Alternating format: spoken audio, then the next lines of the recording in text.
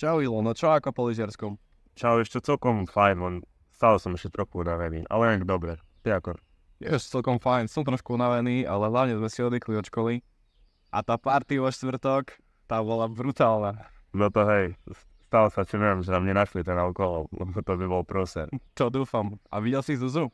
Tá bola úplne na vol. Ani mi nehovor. Čaute. Čau. Láko, dej tu ty po lyžiarskom. A vieš, celkom fajn, a ty? A myslím si, že lepšie lyžiarske nemohol byť. A bol som prekvapený, že nikto si ani nezobral alkohol. No to hej, aj bez alkoholu sme z toho žili. No aj, na to idem ja na dĺžku z matiky. Keď tak môžeme sa potom stretnúť. Čaute. Čau. Prišla mi nejaká správa. Čo ti píše? Pozri, Samo mi napísal, že sa zistilo, že sme pili alkohol na lyžiarskom. Ale asi nevedia, kto ho priniesol.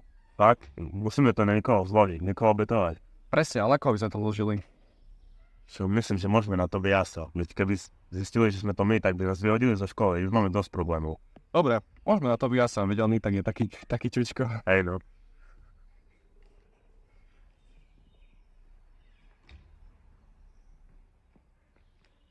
Čaute. Čau. Čau. Ja krátko som mal doučko. Zrušilo sa, tak môžeme ísť tam skôr von. Vieš čo, počkaj chvíľku, musíme ešte niečo s Vilom vybaviť. Jaj, a kedy by ste mohli? Čo, neskôr. Daj nám ešte chvíľu. Dobre, čaute. Čau. Pozri, prišla mi ďalšia správa. Prišli na nás. Nie, a čo teraz? Chlapci, čo sa stalo? Ak Milo, povieme mu to. Dobre, ale povedz mu to ty. Vieš čo, mali sme na lyžarskom alkohol a prišlo sa na to, že sme ho doniesli my.